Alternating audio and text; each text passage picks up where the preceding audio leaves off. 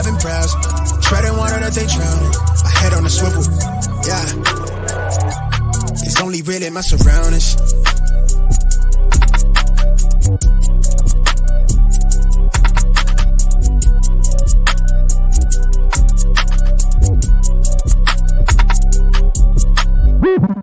Hello and welcome to episode 221 of the Smash Accept podcast.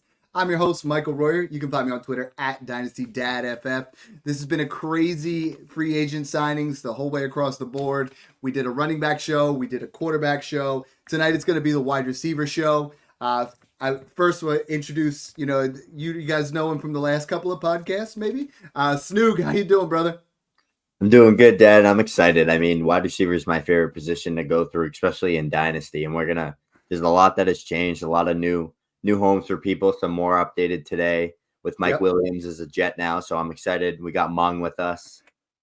Oh, you stole my intro. Okay. This free because I didn't want to. This free agency feels like wide receiver wise, it was tailor made for Mung. We get Drake London, we get Hollywood Brown, we get all your guys going to juicy spots. You got to absolutely love this for your shares.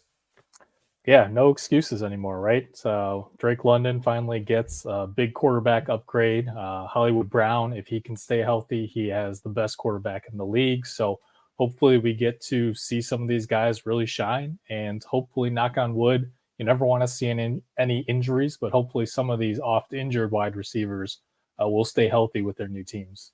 Yeah, and Drake London's the first one to start off. I mean, the title of the show is Landing London. Drake London has moved up drastically. This is one of those ones, Mung, where, sometimes in Dynasty, it's very easy to predict things. I mean, we knew they were going to get a quarterback upgrade, and not a lot of people had that baked in their cost, and now we've moved him. I moved him all the way up to my wide receiver 13. He's teetering on that top 12. Talent-wise, I mean, this is one of the best wide receivers in the league. Now he gets Kirk Cousins. Talk to me about how excited you are and what kind of upside you see for the 2024 season. Yeah, and I don't know if you have your rookies included in that ranking. I do. For London. I do. Okay. Yeah.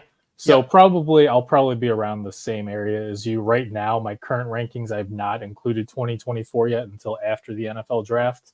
So I have London at wide receiver 9, squeezed into right between AJ Brown right ahead of him and just above Chris Olave, who unfortunately is still tethered to Derek Carr for the time being. But honestly, right. I have Ayuk in there too, and that's but that's right around that same area. I feel like that's where he belongs, the rookie equivalent of a Superflex 105. And we're going to talk about a couple values here, but hit on how high of a ceiling do we really see based off the 2 years and what could happen in 2024?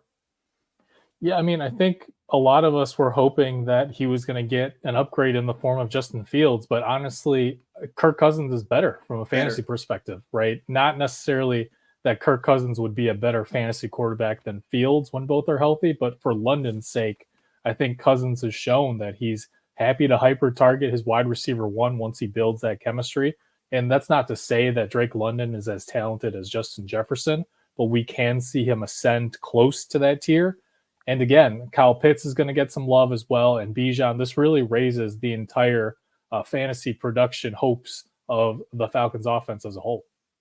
Yeah, I think Kirk Cousins, just like a lot of times we talk about, they rise the entire ship. I mean, Kirk Cousins' value gets a little bit of a bump, but every single player in that offense, Bijan belongs as the RB1 overall. And I think Kyle Pitts moves himself back up into that elite area. Snoog, you have to just love this situation the whole way across. You and I have been screaming for London to get a competent quarterback. Like Mung said, I mean, we were hoping for Fields, but we got even better with Kirk Cousins. Yeah, exactly. I had London in my top 15 before this even happened. I actually had him at 13, and now he's between 10 and 12 right there with Chris Olave, Tyreek Hill, and Malik Neighbors. This is what he's included. I think Mung absolutely nailed it on the head. The kid's still 21, 22 years old. He was elite on a per route basis as a rookie, and he was a 20-year-old rookie. And he had Desmond Ridder and Marcus Mariota, who both are backup quarterbacks now. I think he's a guy that can command 140 targets and score double-digit touchdowns just with the skill set he has. He's very versatile. He wins downfield. He can win in the short areas. I posted this a little while ago. He's one of those 6'4" wide receivers that moves like he's 6 foot, right? You got him. You got T. Higgins. You can even throw Brian Thomas in that now. You got Marvin Harrison. Those bigger wideouts that are as nimble and fluid in the short areas, they unlock a whole new ceiling with their yards after catch ability. So I think London with Kirko is going to be ridiculously high of a ceiling, and we're going to see 140, 150 targets. And he gets that at 22 years old. You're going to see people putting him in the top 6 of dynasty wide receiver ranking. So you can profit on that value swing right now. If you buy him at wide receiver 12, ends up putting up 1,200 yards and 10 touchdowns, he's going to probably be in everybody's top 6. So I love me some Drake London. Yeah, I think people forget how dominant he was his rookie year. I mean, the wide receivers that have eclipsed 80 plus PFF grade and 22% target share since 2014, it's Beckham, Evans, Jefferson, Chase, Garrett, and London and Olave. I mean, that is some absolute special area. Mung, he's been someone that obviously has been on your radar since day one. How close do you have him to? We talk a lot of times about, being able to go and make that insulated trade. So how much would you need on top to move up to that elite tier? If you're moving off of Jefferson, you're moving off of Chase, you're moving off of Lamb, how confident are you in London, or would you be more confident going into that Amon-Ra, AJ Brown, that kind of area? Let's talk about a little bit of trades. Yeah, I think Snoog kind of prefaced it where if he just plays well and Cousins is healthy and plays well, I think he could move into that Amon-Ra St. Brown tier, right? I don't know that he'll quite get to that Chase Jefferson, the top tier, but I think the price, if you can get, a couple seconds on top of London for Amon-Ra St. Brown or Garrett Wilson, Puka, I think London has the talent to be in that tier come September, October. As for Chase Jefferson, I think still a late first on top of London I would want. Yeah, I mean, I was actually talking with a guy today, and we got 104 in London for CeeDee Lamb, and I was actually pretty excited about that. Like a lot of times people say, "Oh, well, you don't know what you're going to get." The writing is on the wall as far as talent wise. I mean, this is someone that went number 8 overall. We loved him coming out of college. It's been a quarterback thing. Year one, he had a great target share. He's always done the most with what he's been given. Now he gets Kirk Cousins. And, Kirk Cousins is going to have a battle to get back to 100%. But I think you have some opportunities here in Dynasty. Just to share, I did like a heat check just to kind of see where everybody was at in Dynasty, how they felt. I was shocked at the number of responses. There was over 15,000 between all of them, the different votes and everything that everybody did. The first one I had up there was huge. It was just, who do you prefer? And Snoog, I know you guys both kind of get on that. It was Nico Collins, Devonta Smith, and Drake London. And man, I was blown away. 64% of you guys prefer Drake London. But then it was going by the comments. People were commenting left and right about Devonta Smith, about Nico Collins. And the reason I do those kind of polls, the reason I share that is, if you really prefer London, you could probably get him still in that same area. DJ Moore, 89% of people prefer Drake London over DJ Moore. 66% prefer him over Ayuk. 54% over Tyreek Hill.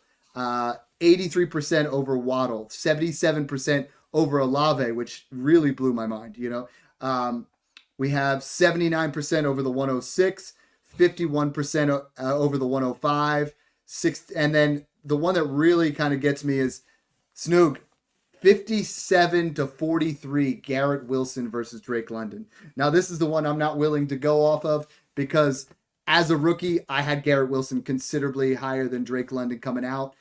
I'm still not ready there, but how close is this for you now? Yeah, this is interesting because they both have old quarterbacks that are veterans coming off a torn Achilles. Both on rising offenses. I mean, the Jets just made a ton of additions. Tyron Smith, Morgan Moses from Baltimore. They added the starting guard from Baltimore as well. And they just added Mike Williams today on a 1-year, $15 million contract. So, and they also have pick 10. And then look at what Atlanta has added. Mooney, they have Pitts healthy. They brought in Kirk Cousins. Both of these teams are making noise. Garrett Wilson, though, you can't deny what he's done. He's been much better than Drake London has been with equally as bad, if not worse, quarterback play. If Aaron Rodgers and Kirk Cousins both play a full 17 games this year, I think Garrett Wilson is close to the 1,400 yards, possibly 8 to 10 touchdowns. It just hits that crazy ceiling that I don't know if London can ever really hit. I think the ceiling's definitely higher with Garrett, especially in the yak area. He's one of the best in the league at that, making people miss after the catch. So I think they're different types of players, and I think London can be in that 1,200 to 1,300 yard range, but I think Garrett Wilson's ceiling's higher. That's why I have them separated, and that's why Garrett Wilson was my wide receiver 1 and London was 2 coming out as rookies. I just always thought Garrett had a different element to his game that Drake London didn't have. And the interesting part is everybody wants to, at this point, we tell different narratives saying that, Garrett Wilson had better quarterback play. I'm sorry, it was Zach Wilson, man. Zach Wilson, and he had back-to-back 1,000-yard seasons where London didn't. But now London, I mean, you look at some of the other things among last year, 27.2% targets per route run. That is number 4 in the league behind Tyreek Hill, Amon-Ra St. Brown, and Cooper Kupp. It's like Drake London is that buy. This is something where, are you surprised, because Chris Olave was at 26.5, are you surprised that right now that the market has shifted so much different between Olave and London? No, not at all. And I don't think Olave should be valued that much lower than London, but certainly a lot of it comes down to quarterback play, right? Because we expect similar volume to last year for London, but just more efficient passing production overall for Atlanta. So that's the big difference. We just saw time again that for whatever reason, Carr can't seem to connect with Olave downfield or in the red zone. And unfortunately, touchdowns are just a huge part of fantasy production. So if we can't rely on that, then it's hard to rank Olave over London as it stands. Let's play a little bit of, choosing your pick here. I'm going to start with you, Snoog. Amon-Ra St. Brown or Drake London in the 201? I'd take Amon-Ra. I think Drake London could get that type of jump where he's like in the top 8, but I just think Amon-Ra is just so good, like guaranteed 100 receptions and like 1,200 yards. Doesn't matter how many players are on that Lions offense. I already made that mistake once. Not making it again. Amon-Ra is my wide receiver 4 in Dynasty. So, what if we bump it up to 109? Give me London. Once you get into that mid, is that about right? I could land London in like a Brian Thomas, Xavier Worthy, maybe JJ McCarthy type. Or even if a Rome or Brock somehow slip, I'm all for that type of value. Mung, we're going to go A.J. Brown or Drake London in the 205. London. I have Brown ranked literally one spot above. So I think there will be enough interesting guys there that I would take London in the 205. And I think this is the interesting spot. It was where you really start to talk about A.J. Brown, Chris Olave, Tyreek Hill, Brandon Ayuk, Devonta Smith, DJ Moore, Jalen Waddle, and how you're able to navigate there. And I mean, Snoog and I just did a podcast where we talk about this a lot, where instead of doing a 1-for-1, if you prefer Drake London over Chris Olave, don't do Chris Olave straight up for Drake London. Make it a 2-for-2. Go out there and improve a pick somewhere, or make yourself get a running back that you prefer that someone else might not. And I know this is a little bit of a deeper level thinking sometimes, but it's like all 3 of us know what we're doing. All 3 of us have different dynasty rankings. How do you go about doing those kind of trades, and talk a little bit further about that? Because I'm very against the 1-for-1 trade. I feel like 9 times out of 10 that doesn't work for me. But when I do a 2-for-2, now I have that insulation of, oh, you know what? I do prefer Ramondre Stevenson over, this particular running back.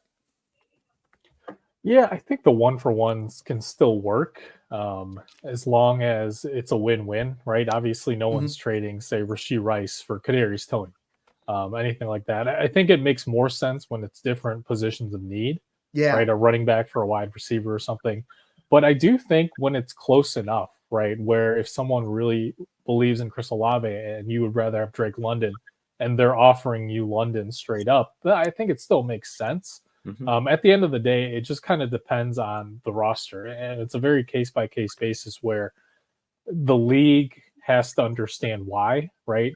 It can't be so drastic of a move where I don't think vetoes should exist anyway outside of collusion, but where a league mate wouldn't have any reason to say, well, why is A.J. Brown being traded straight up for Rashee Rice or whatever it might be, right?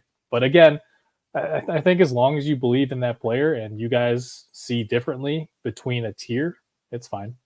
Good. Yeah, I like that. I've done that too, because I actually had a very similar situation today. Someone reached out to me. I posted Brandon Ayuk up on the trade block just to see if I could capitalize on some hype. he offered me DJ Moore 1-for-1, and his reasoning was, I said, I don't know if I like this. I have them literally back to back in my rankings. I'd probably just rather hold on to Ayuk.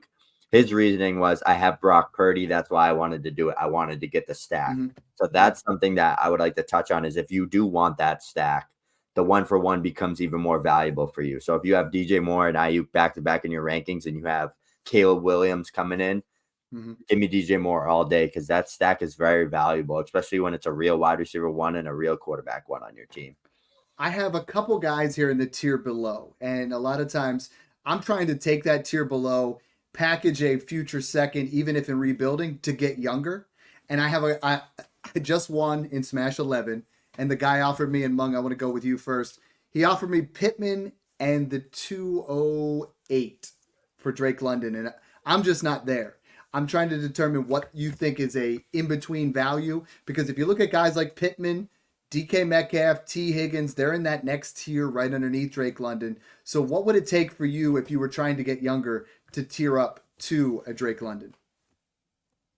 Yeah, it's a little different for me, because I have Pittman and Higgins in a tier below Metcalf, where I see Metcalf as a true number 1, whereas Pittman and Higgins are more, they're the de facto number 1s for a team potentially.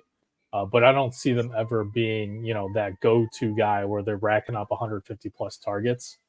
Again, I think Metcalf to London, the gap would be a second or so. For the other guys, I would probably want a late first or so. Okay. All right. And same question for you, Snoog, is like, sometimes we talk about just, you're trying to, the 2025 class is loaded with running backs. So I'm going to take my 2025 second and try to make sure my wide receiver core is as good as possible with as much upside as possible. Pittman's 26, turning 27. Same with Metcalf and Higgins. What are you willing to, give up to get to Drake London, who is 22 right now and will only be 23 in season? Yeah, I would give up a second, a mid to late second all day. I think Pittman, Higgins, depending on where Higgins does end up, can have a similar type of ceiling as Drake London and kind of hit that like couple low-end wide receiver 1 seasons. But I mean, like you said, London, 22 years old, has Kirk Cousins, who's better than Michael Pittman's quarterback just for a fantasy perspective, right? Like, obviously you're going to take Anthony Richardson over Kirk Cousins if you're an NFL team. But if I'm like trying to have my wide receiver get the most targets and the most consistent quarterback play from a fantasy perspective, give me Kirk Cousins all day. So it's like, London's going to get fed. He's 22 years old. I'm honestly probably willing to give up like the 204 to 206 range if I have to. You might not have to do that. It varies from team to team and league to league, but that's a good tier up, honestly, because I have those guys literally. Like, I have Higgins 19 and Pittman 21, like with rookies included. They're in a big tier with like Nico Collins, Smitty Waddle, Rome Odunze, Tank Dell. So they're a full tier behind Drake London for me. Love it. You talked about DJ Moore, so I want to move to the Chicago situation here. Mung, you're in Chicago. You got the beat there. So Keenan Allen moves over in the trade to the Chicago Bears. Fantastic for Caleb Williams. We love that particular situation. For me, I've moved Keenan Allen down a little bit. I haven't moved him in rankings. I've moved him in value only, from like the 205 down to the 203. I moved DJ Moore from the 105 more closer to after the 106, but before the 107. What does this do for this Bears wide receiver core? I mean, what can we expect from Keenan Allen this year, going from Justin Herbert and being, the big guy, to now Caleb Williams, a rookie quarterback, and both DJ Moore and Keenan Allen?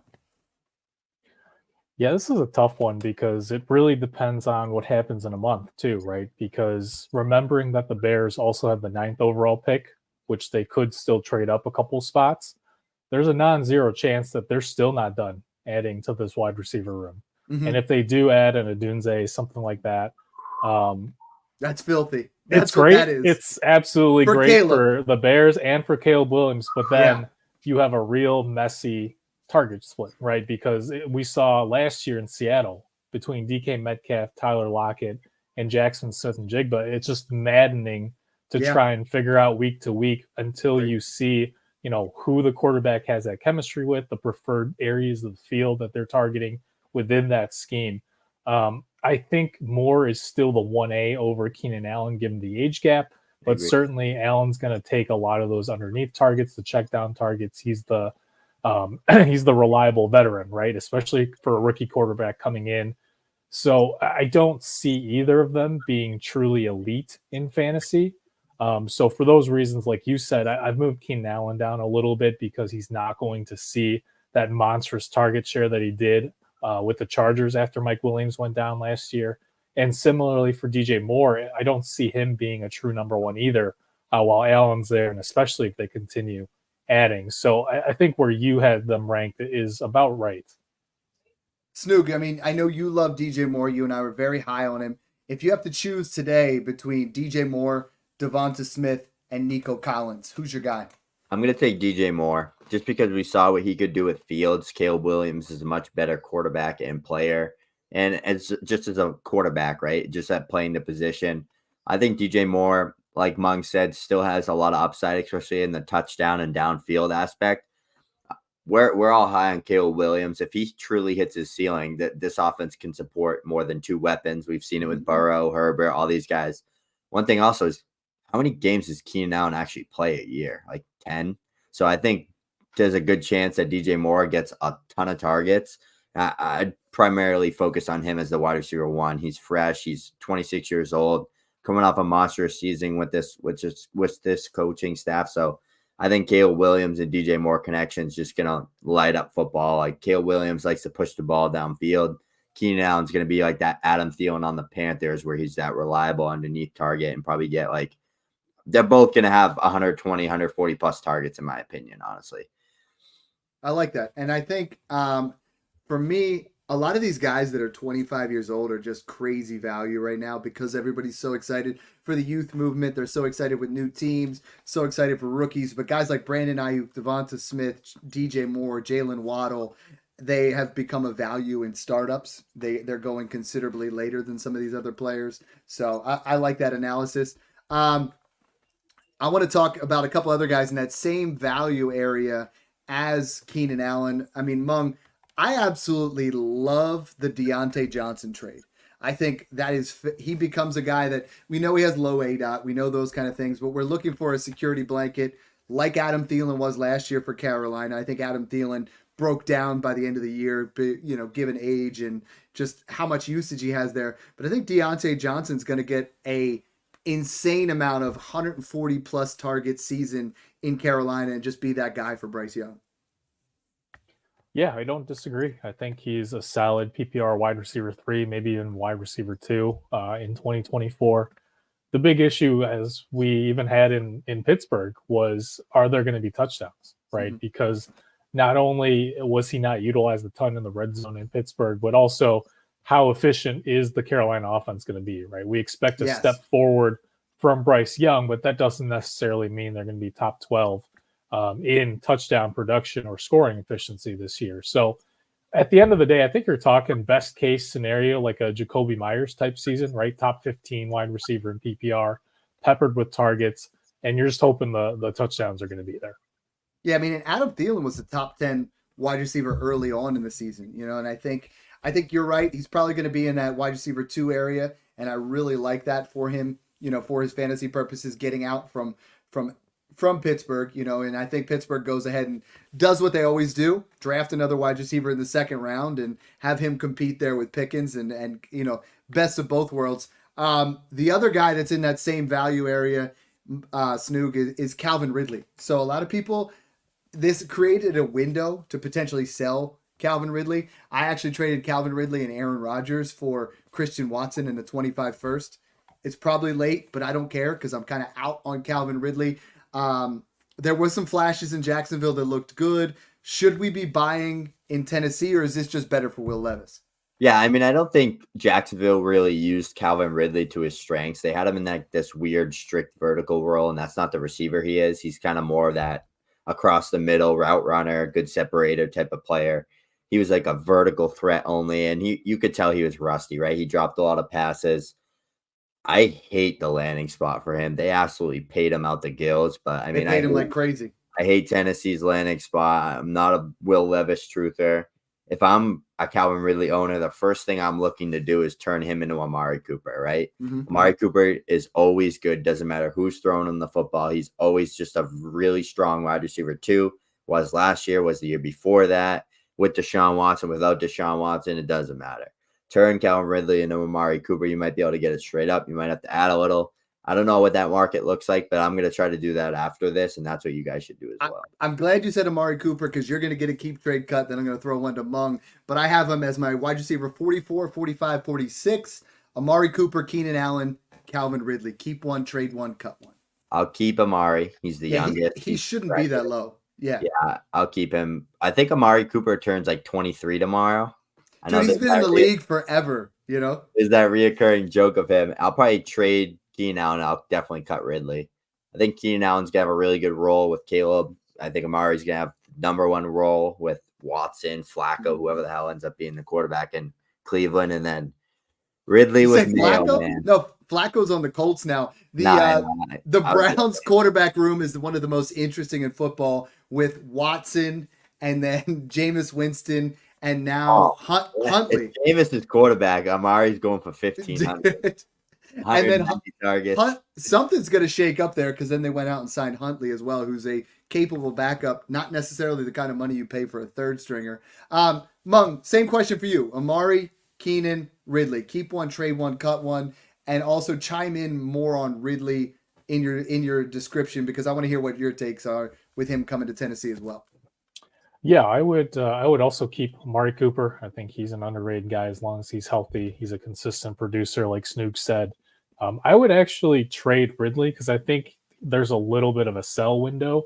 I would rather have Allen if I'm playing this season, but at the same time, I think his dynasty value is just kind of dead, right? Given his age and now the perception that he's a clear number two going to Chicago behind DJ Moore. I don't think he has much trade value. Would you rather have Nuke or Keenan Allen? I would rather have Keenan Allen. I have Hopkins ranked, one spot behind Calvin Ridley? Okay. Yeah, and I have him 2 spots behind him. So that's where I'm like, for me, I think given see where things happen with Levis, if we had a better quarterback situation, I think Keenan has that better option. So I just wanted to check there. And then you're going to cut Ridley, or you're going to cut Keenan Allen in that situation. There's a great point you talked about with the free agents class, because what I was saying with Calvin Ridley is I said he increased in value mentally, right? I didn't change Keenan Allen and Calvin Ridley. I had them 45, 46 before free agency. I have them the exact same, but I think the perception of Keenan Allen drops a little bit because he goes to a perceived lesser spot. And the idea of Calvin Ridley, and I've been talking about this a lot in the Patreon with people, is it's just you've created a bigger trade window. Before, when he was on Jacksonville, you had one set of, now all of a sudden, and the guy that I traded with was a Titans fan. We talk about it all the time, knowing your league mates. As soon as some guy goes to one of your league mates, favorite teams, throw that out there. Know who's in your league, talk to them. So many guys just play Dynasty and they don't interact with the rest of the league. They don't go in the group chat and say, hey, what'd you think of this? The one dude was freaking out. He's like, yo, we got Calvin Ridley. I'm like, yes, I can get rid of Calvin Ridley. That was on my radar right off the bat. Well, and I think the other perception is that Ridley's still pretty young, but he and Cooper are both 29. Yes. And it's kind of crazy that, I keep seeing Amari Cooper's old and stuff, and Calvin Ridley's the same. Yeah. It's just that he missed a couple of years, so we didn't see him for a while. So I guess people thought he didn't age during that period. And I think he went to Tennessee because if you look at the betting, it was minus 200 to go to Kansas City. It was minus 300 to go to the Jags. Tennessee was plus 1,800. So if he bet his whole bag on that, he got paid. He's a betting man. He gets it done. I think the Chiefs kind of won out, actually. They paid less for a slightly better wide receiver. Let's transition into that. Hollywood Brown goes to the Chiefs. He's the biggest mover that I have of all my wide receivers. I took him from wide receiver 49 to wide receiver 37, and frankly, I'm probably too low. I have him at the 202, right there below Devontae Adams and Mike Evans, right above Cooper Kupp and Josh Downs. Snoog, this is one where, again, we talk about Dynasty doesn't have to be hard. In all my rebuilds, he got hurt during the playoffs, and I traded in one instance, I traded Noah Brown straight up for him because Noah Brown was playing well down the stretch after Tank Dell got hurt. A couple other ones I was giving, Tyler Boyd in the third. Like, it's amazing when you get down to teams wanting to win, you can make these quick moves or, trade in that way. Now it's an automatic bump, right? So last year at this time, I hated Hollywood Brown. You were all about him, Mung. I was all off him. And it wasn't there was none of his fault that he didn't perform, but it was the value of what he was at. Now he was dirt cheap all offseason. I've been buying. Is he appropriately priced now, Mung? I have him in that 202 range. Do you have him higher? And what is his ceiling, given that he's only 26 years old with Patrick Mahomes now? Yeah, the biggest question obviously is health, right? Nagging foot, ankle injuries. He's missed a lot of time last year, and I think he missed a little time in 2022 as well. But we've seen that the ceiling is a top 10 fantasy wide receiver, right? And that was with Kyler Murray and some backups. And when you look at that stretch, it feels like a decade ago, but just 2 years ago, early in the year when DeAndre Hopkins was suspended and he was the number one guy in Arizona, and he was a top 5 wide receiver over the first 6 weeks of the season. And then even last year, playing with Josh Dobbs and backups, he had nice double-digit PPR games early in the season prior to that foot injury. And now you're pairing him with Patrick Mahomes, who we know is the best quarterback in the league, how many touchdowns were dropped between Marcus Valdez-Scantling, Justin Watson last year. I like Rashee Rice a lot. I think I've gone on the record before in the last month or two, even before this free agency move, that I don't view Rice as a true number one wide receiver. So I think this is a great move for the Chiefs, because where Rice really excelled last year was yards after the catch, right? A lot of his targets were just close to the line of scrimmage. And where Marquise Brown really excelled, even back to the Baltimore days, even though they didn't throw a ton, was deep and in the intermediate areas of the field. So I think this is a win overall for the Chiefs. But specifically for Brown's value, I think he has weekly league-winning ceiling where he can go off for 120 yards and 2 touchdowns any given week with Mahomes. So, yeah, I think 202 is probably the proper safe valuation. You know me, I like to push the boundaries sometimes, especially on guys that I believe in. Yes, you should consider the risk that he's going to potentially miss more time in 2024, but I am in the camp where I would pay a lead first for it. So I got to, pick your brain here a little bit, because we talked about JSN. We talked about the scenario of having 3 guys, and they still might draft themselves an Xavier Worthy, a Brian Thomas, another, an Adonai Mitchell type thing. I mean, how do you see that breaking down? Is this something kind of, we talked about it with the Bears. This wide receiver class is loaded. So I'm very hesitant to buy wide receivers right now, given that some of these guys that are coming in are straight studs. Now, obviously, there's going to be a bit later there. If they bring in a third guy, is that something where you still see? I've not moved Rashee Rice down my rankings yet by adding Hollywood Brown, but you bring in another rookie, and I think we got to reshuffle the whole thing. Yeah, I think the difference between the situation we talked about in Chicago or like in Seattle last year is that certain quarterbacks like Geno Smith might not be able to support 3 high-end fantasy assets. But when you're talking about Patrick Mahomes, I think that just elevates the entire offense. That's 4 with the ghost of Travis Kelce. He's I think, I think it's just all, I'm buying, we did a whole podcast on it, but I'm buying Mahomes everywhere. I don't understand why people are not valuing him as high as he should be. Yeah, and I would say at 32, I would think potentially they trade down, or I do think they could still address offensive line or someone on defense. So I don't know that they're locked into a wide receiver there. But again, even if they are drafting a wide receiver, I know I'm biased. A lot of people really love Rashee Rice. I think that hurts Rice more than it hurts Marquise Brown, because I think that would relegate Rice more to that McCole Hardman role, right? Some of the line of scrimmage stuff that we saw them use him in that role last year as a reliable guy and a yards after the catch playmaker, but not necessarily a high volume target. Yeah, Snoog, I have him as my wide receiver 20 now, but that's something we definitely got to think about here is some of these wide receivers, they're going to face, this wide receiver class is at least 12 deep that are going to be guys that are going to be immediate impact type players, 10 to 12 deep. Some of them, we know about the big three up at the top, but I mean, there's guys like Mitchell, like Worthy, like Thomas, like Franklin, that are going to come in here and they're going to mess with some dynasty values. And should we be worried about that in the Kansas City offense? I don't think so. I think they addressed the need. I think Rice and Brown are plenty with Kelsey. I think maybe they add a guy day 2, day 3, like early round 4. Ricky Pearsall. Let's do it. Yeah, I don't know what they're gonna add, but they'll probably add something on offense. But with that first round pick, Kansas City likes to always build up that defense, it seems like lately. So they seem like they're kings of taking a wide receiver in round 2. They've done it for like the past 4 years. One worked out, the others haven't, but I'm not too worried about Kansas City's. I mean, maybe they add a guy like Worthy if he slips, or Franklin or McConkey, just to pair up there and be the long-term guy with Rice. But I'd be shocked, honestly. I got a tier here of about 6 guys. So I mean, I was tempted to do keep 2, trade 2, cut 2, but that's just too many names. So we're gonna kind of break it down a little bit. The first one, I'm gonna make it Hollywood Brown, Cooper Kupp, Terry McLaurin. We'll go with you first, Mung. Hollywood, Kupp, McLaurin. Yeah, I would keep Brown. I would trade Kupp because he still has value. I think a lot of people have just completely given up on McLaurin because of Howell's failure to connect there.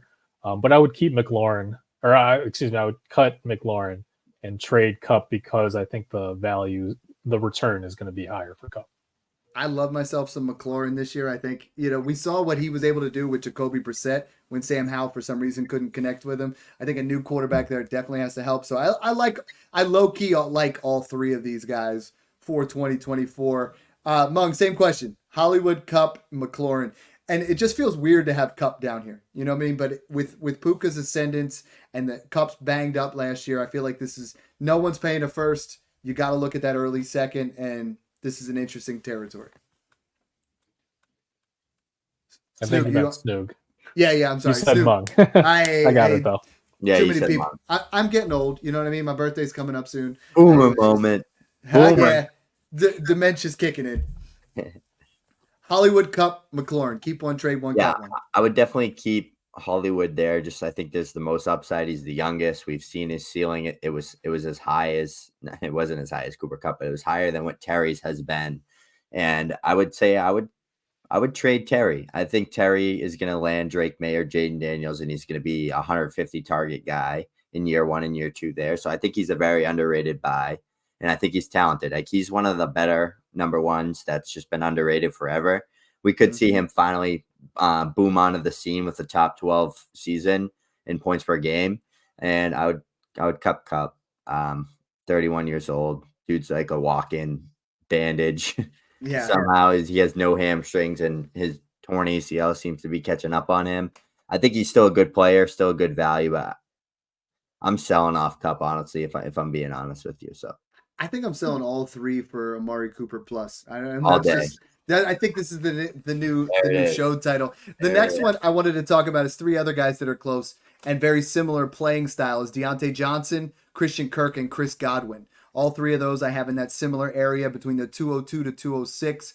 All capable wide receivers, all in that 26-year-old frame that I think all of them could be wide receiver 2s this year. If one of them is going to be your guy out of that group, Mung, Deontay Johnson, Christian Kirk, or Chris Godwin for 2024 and Dynasty? For me, it's Christian Kirk. I do think the Jaguars are still going to address wide receiver via the draft, but we've seen that Kirk has that connection with Trevor Lawrence, and with Ridley out of the way, Gabe Davis is going to command some of those targets on the outside. But I really do think that the rapport is there for Kirk and Lawrence, and he's his go-to guy. So low key, I think Christian Kirk has a shot at top 15, maybe close to top 12 fantasy wide receiver potential in 2024. Yeah, and I think he's going to command the targets. He's a great buy low. Snoog, same question for you: Kirk, Deontay Johnson, or Chris Godwin? I'll keep Deontay Johnson. I think has the easiest path to targets. He is probably the best quarterback play long term out of those guys. I mean, Trevor Lawrence too, but they love their 3 wide receivers. I mean, we saw Ridley, Christian Kirk, and Zay Jones, along with Evan Ingram there. Just way more mouths to feed. I think Deontay, maybe they add a McConkey or a Troy Franklin with that early second, but they probably will. But I think Deontay, that 27-year-old vet, he's been there. He's been that target guy underneath, just makes things so easy for Bryce Young. And we saw what he did with Adam Thielen, and Deontay Johnson's the young, more juiced up version. I would definitely trade Kirk, and I would cut Godwin.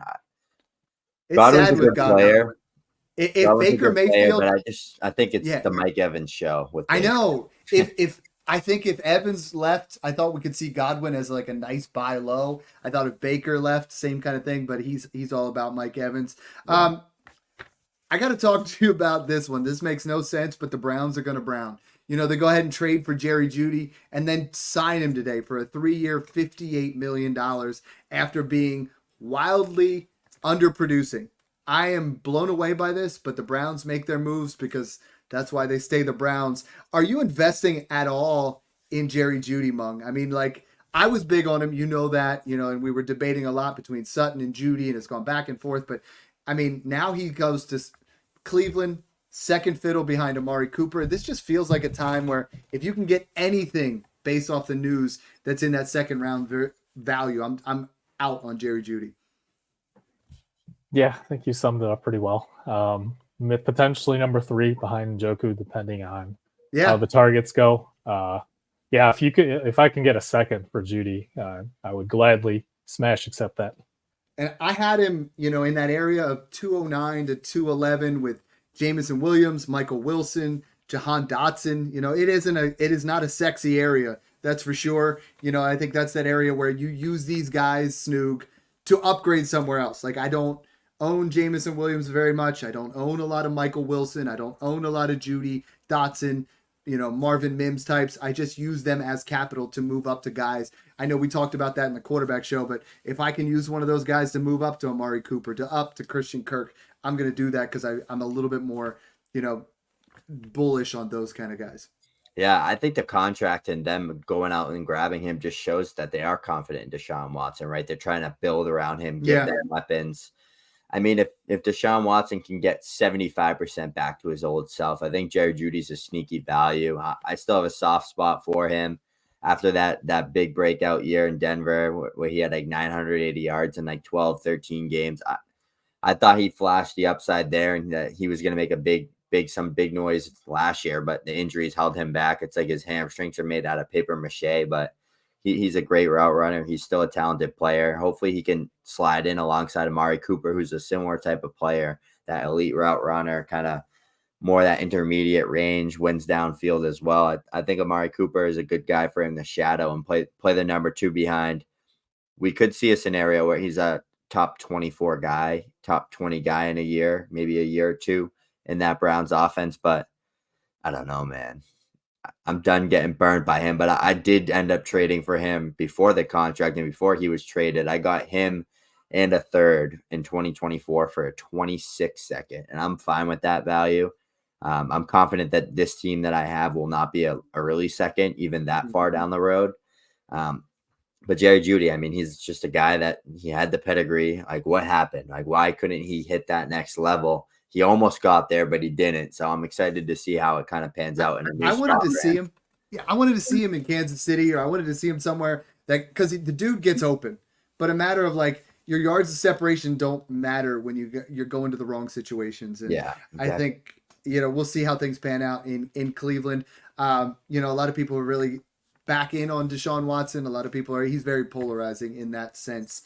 Let's move into a couple other wide receiver type positions. I wanted to talk a little bit about what we're looking at with, hold on one second. What was our other situation? Is Quentin Johnston. All right, Mung. It's hard to even say his name. I had to say it. And then Joshua Palmer.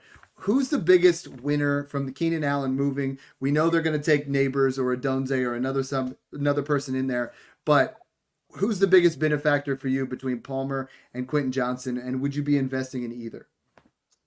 Gus Edwards. So No is the answer. Yes.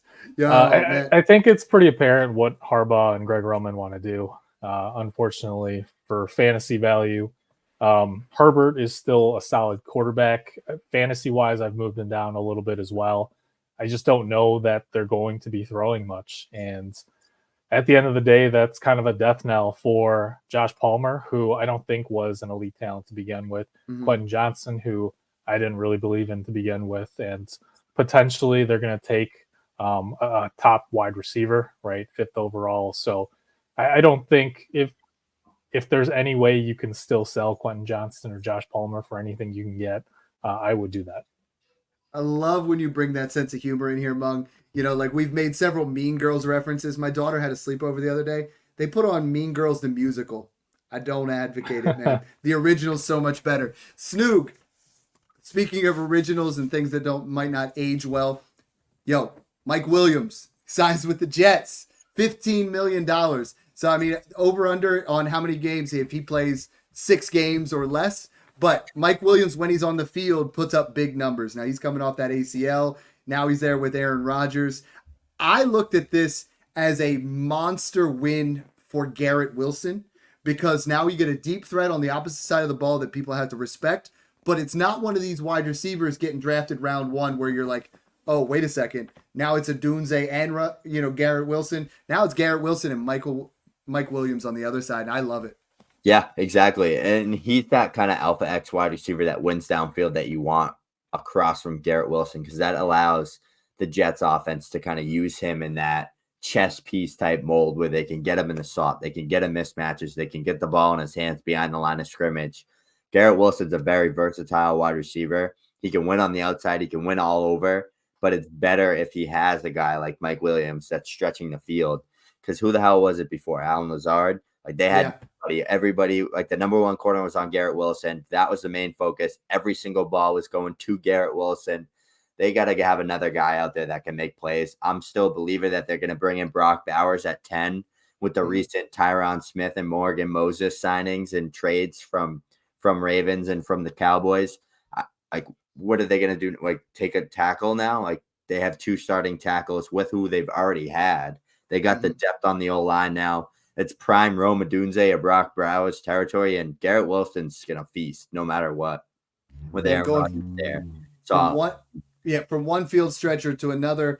Mung, you alluded to him. I mean, Gabe Davis ended up getting a nice paycheck.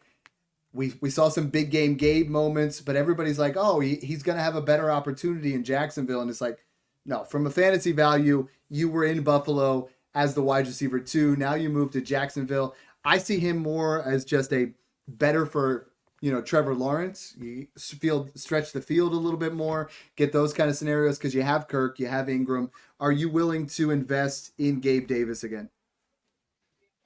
Depends on price, right? I think he'll have those signature big games. But again, I think if I had to pick one, it's Mike Williams because of Aaron Rodgers' downfield accuracy. We've seen him.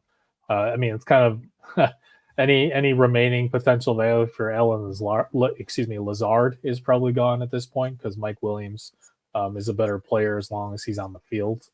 And again, Gabe Davis told people to sell after that 1 playoff game. And we are. He was worth a first at that point. People were paying a first. We were yelling that on the podcast, like, dude, come take him. Yeah, so maybe a late second. So Gabe Davis leaves Buffalo, and Snoog, I love Curtis Samuel in this, as a beefed up Cole Beasley, as a guy who you look at the slot in Buffalo and they've had those moments where Beasley's had 70, 80 receptions. Curtis Samuel averaged 67 over the last 3, averaged almost 800 yards. And it's not sexy, but it's a guy that's your, wide receiver 6 that you can throw in every now and then. I was buying the equivalent of like 305, 306. And I think in rookie fever time, if there isn't a guy you like, I think Curtis Samuel could have a nice fantasy season in 2024. And he's just been that security blanket that Buffalo doesn't have right now. Yeah, Curtis Samuel's essentially Isaiah McKenzie if he took a bunch of anabolic steroids. So he's one of those guys that's great underneath. He's a gadget player. You can get the ball in his hands from behind the line of scrimmage. He can play that versatile slot role. I still am a believer in Buffalo bringing in Adonai Mitchell or a guy like Yes. Xavier Worthy or one of those guys that maybe in the 20s, maybe they move up a bit. But as a wide receiver 3 with arguably one of the best quarterbacks in the NFL, with a guy that throws for 4,000 yards and 30-plus touchdown passes, I think there's room for 3 guys to eat there. There's been some weird little rumors and Diggs acting up on Twitter. Who knows? He could get moved. Yeah. It could be a sneaky value at buying low, honestly, right now. I'm in the camp of selling Khalil Shakur because I just haven't seen it from him, and we've seen it from Samuel time and time again. Mung, one other guy that is just flying under the radar who was fantastic 2 to 3 years ago. Now he gets new life in Atlanta. Darnell Mooney was someone that I was getting thrown into deals that I was picking up on waivers that people were just cutting him, putting him by the wayside. But he had some nice seasons there in Chicago 2-3 years ago. Are we in again on Darnell Mooney? Is he someone worth throwing a third at? I don't think he's in my top 200 rankings. I don't remember seeing his name in there anytime recently. So no, I think he'll provide some additional value to Kirk Cousins, right? Some occasional deep shot. We know he has the speed, but I don't see him being a major factor in taking away targets from Pitts or London. My biggest trade of the 2023 season was I traded him for, what was the guy from Chiefs camp, the running back where everybody was like, "Yo, go pick Deneric Prince." Yes, I traded Deneric Prince for it. That's my blockbuster. That's why I started a podcast, so I can make trades like that and share it with you guys. I'd much rather have a Curtis Samuel, like you guys said, especially with Joe Brady focusing more on the short to intermediate game, right? I think that's part of the reason why Diggs was unhappy towards the end of the year. Yep. We didn't talk about him directly, but Diggs is someone that I would be looking to move off of as well. Yeah, I have him right now as that he's like right under Debo, right under Jaden Reed for me as like wide receiver 33, fringe 112, 201 range. Him, Mike Evans, and Devontae Adams are all in that area where, if you're still paying a first, okay, you better make sure you win it all, but I'm not quite there yet. Snoop, and I want both you guys to do this. Give me one wide receiver we didn't talk about, or, someone moved somewhere else and created a vacancy. Someone, there's different angles to look at free agency the whole way across the board. So it's not always like this guy signed here, that guy signed here. There's other situations. So who did I miss? I'm going to go with a pretty hot topic who I thought was a winner from free agency, and it's Dontavian Wicks. I think he's a guy that is very undervalued and can have a massive rise in ADP after this upcoming season. He was a 5th-round pick, and he was arguably their second-best producer. He's a talented player, and I don't know if you've seen that route running clinic that he's put on Twitter. There's like 2 minutes and 30 seconds of him just breaking ankles and getting wide open. Jordan Love seemed to love to feed him targets, and when he was healthy on the field, he was performing, especially towards the later stretch of the year. I think he was a big winner because it seems like Green Bay's comfortable with what they have in their receiving room. Christian Watson's damn near nothing. He's just an athletic freak. He's not good at football. Romeo Doubs is not a guy that I'm scared of that's going to hold Dontavian Wicks back. I think it's going to be the Wicks and Reed show. Granted, they don't take someone with their late first, but I think they have more holes to patch. Yeah. Other than that, they brought in Jacobs. They're going to try to run the ball. And Jordan Love's a guy that has like 4,500 passing yard upside. So Wicks is a sneaky value right now. I love me some Jordan Love. And I think everything in Green Bay is just better for him. I'm taking the cheapest guy, and right now that's Wicks. In some instances, people are selling Christian Watson for a pack of peanuts, and I'm going for it. Mung, one guy under the radar that we missed on. Yeah, it's really funny because I was going to say Christian Watson. Everyone's kind of given up on him, and he's still that big body deep threat. I think he can be a T. Higgins, Michael Pittman-esque type who does soak up a lot of targets downfield. We saw last year that Jordan Love does have deep ball accuracy. He's running that LaFleur offense very well. And when they use play action off of Josh Jacobs, who they're going to run into the ground, I think that's going to leave Christian Watson one-on-one in quite a few scenarios. But again, the big question is health, right? Because he missed pretty much the entire season last year.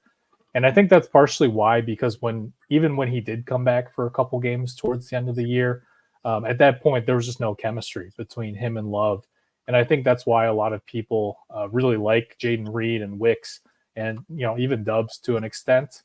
And I do think that Reed is still going to see a lot of targets. He's going to be used in some gadget ways as well. And I do think that Wicks showed flashes as well. I just think that, all that being said, when Christian Watson is healthy, he's the one that has that true potential to dominate that target share in Green Bay. Yeah, the 2 games where he was healthy and saw over 80% snap share, he was a wide receiver 1 and wide receiver 2 in both of those games. It's funny because I have Wicks, Watson, Dubs, my 47, 48, and 50 in my rankings. They're all so close. In between is the guy that I want to talk about at wide receiver 49, and that's Jacoby Myers. I think Jacoby Myers is vastly underrated. I think at minimum, he gets an upgrade from O'Connell to Minshew. At better, there's a potential that they trade up and get another rookie quarterback, something to really, because there was a time there where O'Connell took over, and I know he had the massive game in the playoffs where no one was eating, and I think he kind of improved towards the end of the season, but I think Myers, for what he did in 2023, is just vastly underrated. So that was a fun show. I want to just end up with either of you guys, anything you're working on, anything you're particularly excited about in the next, week and a half before we jump back on again. I'll go with you. Mung, you can go first. Yeah, I will say about Jacoby Myers, quarterback play is the biggest question for the Raiders, right? I think talent-wise, he can be that PPR guy, but again, it's one of the reasons I dropped Justin Jefferson one spot behind Jamar Chase is we simply don't know the level of quarterback play. And, certainly Jefferson's a lot more QB proof, right? Certainly no one's selling low on Justin Jefferson, but it concerns me a little bit more from Myers. But yeah, I've continued to update dynasty rankings, both one quarterback and super flex, as all these free agent moves have been happening.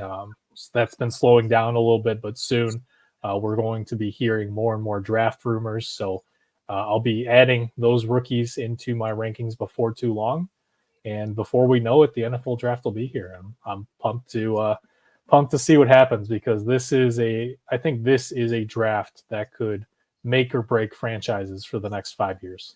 Yeah, it's so many potential. You look at Daniel Jeremiah Moxon, so many potential fantasy relevant guys going to be taken round 1, round 2. Snoog. Yeah. All my focus is towards the NFL draft this whole next month and a half. My goal is, especially in the Patreon, is to get my most accurate rankings out there in tiers. I like to do tiers because without knowing landing spots, it's kind of hard to say I like this guy over the other, maybe based on talent, but landing spots really matters a lot, especially with draft capital included. But dynasty rankings, my rookie rankings, that's what I'm working on the most, and kind of getting those polished up for everybody in the Patreon. Patreon always sees those first and only sees those. So if you guys aren't in the Patreon already, now's your time to get in there, get more access to all of our exclusive rankings. Mung's, Dad's, mine, John's, the whole 9 yards is included in there. So make sure you guys check that stuff out. And it's draft time, right? This whole next month and a half, there's going to be so many value swings, so many players that kind of eat a little bit of value. And there's some guys you can take a shot on and hopefully hit the value swing if they don't draft a receiver. But one thing I want to talk about quickly is maybe it's time to sell out on Nico Collins and Tank Dell just in the meantime, because it seems like the Texans were involved with every big name wide receiver in free agency, involved with T. Higgins trade, Ayuk trade. Seems they're looking to add another guy. I don't think those guys aren't good players, and if they do add another guy, they can still be great, but maybe they'll drop a little bit. So maybe turn Nico into your Drake London, and then it's like, oh, I teared up a little bit. Don't sell Nico low because he's still a great player, but now's your time to maybe take advantage of their value and maybe get a guy and tear up with a second or maybe a third. Get like a London, an Ayuk, or maybe a Jalen Waddle type of player. Love it. Thanks for tuning in, guys, and enjoy the process. Also, we forgot to